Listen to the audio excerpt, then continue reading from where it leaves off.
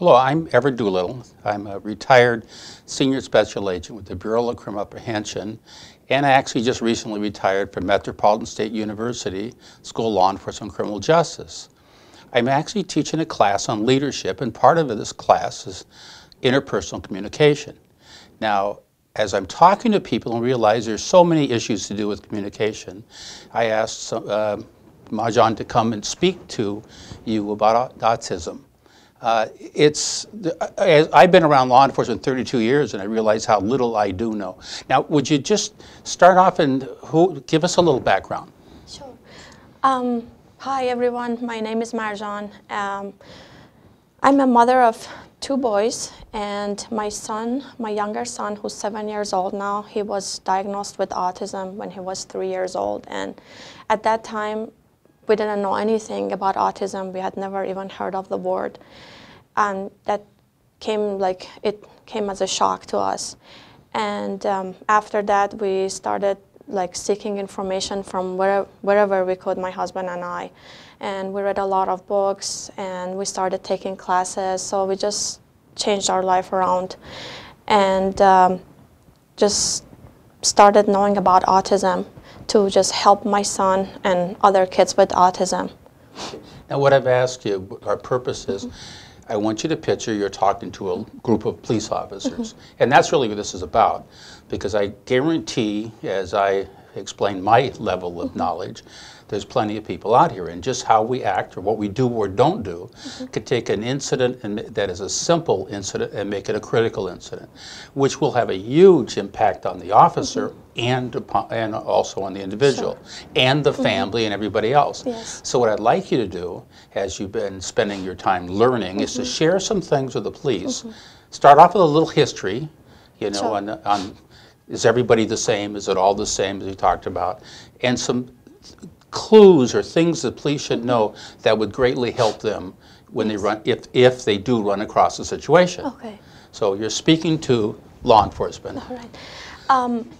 Let me just start by saying what autism is first. Autism is the fastest growing developmental disability. And right now, according to the Center for Disease Control, 1 out of 68 children is diagnosed with autism, and that is 1 in 55 boys. So the rate is higher in males than females. As I read in one of the research papers, they said that individuals with autism have 7 times more contact with law enforcement officers than other people. So that's why we thought that we should share what we know about autism, and just to keep, also to keep them safe and keep you safe on your job, so that you know how to handle a situation when you see someone with autism. And autism has some signs. There are just 3 main signs for autism. People who are on the autism spectrum, they call it autism spectrum disorders. You might hear words like high functioning, low functioning, or Asperger's when you hear about autism. So it varies to degrees. People who are low functioning, they have more severe autism. They might not be able to talk. So actually 40% of people with autism cannot talk. They use communication symbols. They call it the PECS, picture exchange symbols. They have these cards. They might have it in their pockets that shows there's an image for everything, that when they want to talk, they use that to show you what they're trying to say. And there are people who are more of high functioning. High functioning is they're not as severe, but still they need a lot of help. Some of them are more independent, and some of them are totally independent. Some of the individuals with high functioning, and they just go on with their lives. They get married, they go to school. And then there is individuals with Asperger's. That they are fine. They do not have any trouble communicating, but they have trouble with the social interaction. So one of the other signs of autism is having trouble with social interaction with people. They might not be able to read the signs on people's face or their body language, or people, when they talk, they might use slangs, they might use anything, any other like idioms, anything. And people with autism are not going to understand that. Like when you say like it's raining cats and dogs, they're going to think there's cats and dogs coming from the sky. So they take everything literal. So when you talk to them, you should speak in plain, like simple and short phrases, like come over here, or go in the car. Just keep it short and simple when you talk to them so that they can understand. And you should allow them some time to digest the information and respond back to you. They cannot quickly, like other people, respond back when you ask them a question. They just need some time. And as we said, there's 40% of them who cannot talk at all. So it helps if you have like pen and paper handy, or if they have images on them, or they might have a card on them in their pocket that say what's their medical situation, that they have autism.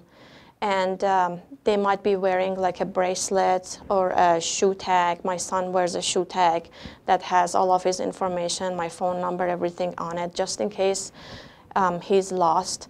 Let me ask a couple of questions. So I'm a police officer. Let's take two scenarios. One is I see a kid, a young boy or girl, who looks lost. What are some things that I could recognize that there is a bigger problem, and what are the do's and don'ts that I should be very careful not to do, or how should I do it? Let's just take this scenario, okay? Okay. So you might not want to approach them. You might not want to get too close to them, because some of them are very sensitive to touch, to sound, or if you yell, they might just get irritated because they just cannot digest like a lot of, a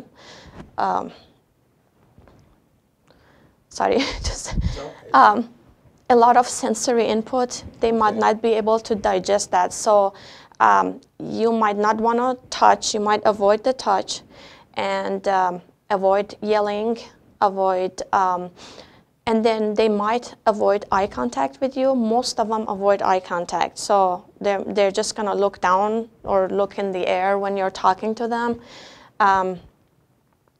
because of this sensory input issue that they have. There's a lot of scenarios, like a lot of them might just run away from their homes. Some of them might be attracted to water. They like water a lot, so you might find them by the river or somewhere by a lake. Sometimes you might see them without clothes. They are not aware of the social scenarios that we are aware of, and they don't know what's appropriate, what is not. Sometimes if you see them with like a caregiver, if with a parent, always seek the knowledge of the parent or that caregiver that's with them. Do not try to like approach them very close. Sorry, what else? Well, okay. Well, would they be? Let's say you're with a caregiver and there's a struggle because and the police respond. They should really try to work through the caregiver, you said, and don't grab the kid. Yes. But again, is there certain indicators for me as a practitioner to say this is what's going on? Okay. They might look lost. They will avoid you. They feel like they didn't even see you at all. They have this lack of situational awareness. So they don't know what a police officer, like what the uniform is, what it represents, or when the car pulls over, they don't know like what they want, what the police officers want, and they might be in their own zone. So you will see signs. They might be talking to themselves and just looking in the air and just talking and just ignoring you. They might be doing that. Okay. What kind of other encounters may the police, run into? You said might have their clothes off. What other things, again, this isn't just children, these are adults too. Yes, adults too. Some adults who might run away from their caregivers or from their home, they are very well known to do that. They just open the door. My son has done that. They open the door and they will leave. They'll just walk away. And it's, sorry. Oh, no, you're doing great. You're great. You're really helping people, Okay. so go ahead. So, so these are some of the, and there's not a lot of training for the police in this, is what I understand. You were explaining to me there's a series of videos, actually, that a police officer is putting out that could be helpful, too, right? Yes, yes. His name is Dennis DeBott, and he is very good. He has very helpful hints and tips on the internet. If you just Google him, he has a son with autism, and he's very good explaining the situation, the signs of autism, and how to deal with individuals with autism. And another sign for people with autism is they have this repetitive behavior. They might just flap their arms, or they might just talk to themselves, keep talking. They might spin. They might snap their fingers the whole time. So you will see these signs, the repetitive behavior and this lack of situational awareness. They have social difficulty, and they have difficulty with communication. Yeah. For the police, they're always looking also for safety for themselves, and also for the person that they're encountering. If you found somebody in these actions, this could escalate by you moving in, not understanding, and grabbing this person. Yes. The person could react hostile, I would assume. Yes, they might scream. They might, if there's loud noises, they might hold their ears and they might scream. So just be on the alert for that. They do that a lot. They want to block the sound. They might run away from you. They might want to run. They might want to put their hands in their pockets and they might want to rock themselves. So if I'm saying take your hands out of your pockets, they may not do it. They may not do that, yeah. Yes. And please don't think that there's a gun in their pocket and they might shoot you. Yeah. That's not the case. Okay. So they might just, to calm themselves, they rock their body, and they might just want to put their hands in their pocket. And they might have an object with them sometimes for calming reasons. Some of them are attached to things. Could be anything, like a videotape or anything. They might just hold on to it. Do not try to grab that item out of their hand, because that might escalate the situation. Okay. Now remember, the purpose is to help the police. Yes. And also to help me in my class. Yes. But it's really to help because there's so many different things, and the more we know, the better we can do a job. I'd like to end this with, you're talking to the police. Sure. As a parent, how important it is that you know that the police are prepared and know how to help? What can you tell them? Speak to the police. Sure. I just want to, I wish you all safety on the job, and also for people with autism, because you're going to encounter them a lot. There's a sharp rise in the number of people with autism. And just know the signs. Please know about these 3 signs of autism, and when you approach them, please make sure that you turn off your sirens, and then make sure there's you're not yelling at them. They are very sensitive to loud sounds, and they might be sensitive to dogs, or if you have a dog with you, they are sensitive to touch. Most of them are sensitive to touch, so make sure you do not grab their arm all of a sudden, or and know that, and they might repeat whatever you tell them, they might repeat it back to you, like because they're not aware of the situation. So you might tell them, oh, put your hands in the air, and he's gonna come and tell you, put your hands in the air. So don't think that they are just mocking you. They are not. They are not understanding what is going on. One of the things that was mentioned earlier, don't give like, listen, stop what you're doing, put your hands in the air and come over to see me. Yes, that's What's wrong a lot. with that? That's a lot of information to digest for them. Make sure that you talk in simple, short phrases, like come over here, or go in the car now. So short phrases, and make sure you ask them for verification to see if they're understanding. Tell them, are you understanding like what I'm telling you right now? Some of them may respond and some may not respond. And also there's another thing,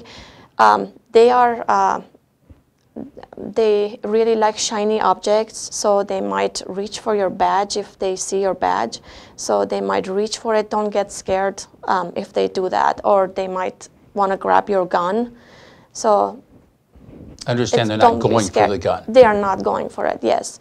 But just make sure that you have a like a distance from them, so that it's safe for both of you and them. Yeah, and again, for law enforcement, we know we deal with all kinds of people from different worlds, different backgrounds, different cultures, and the more we know, the better we can stay safe and keep other people safe. So I hope this really helps you, and share the information with others. And do you have anything else to say? No, I just wish everyone well, and hope you're all safe on the job, and thank you for helping our children on the streets. Okay, thank you very much for coming in. Thank you.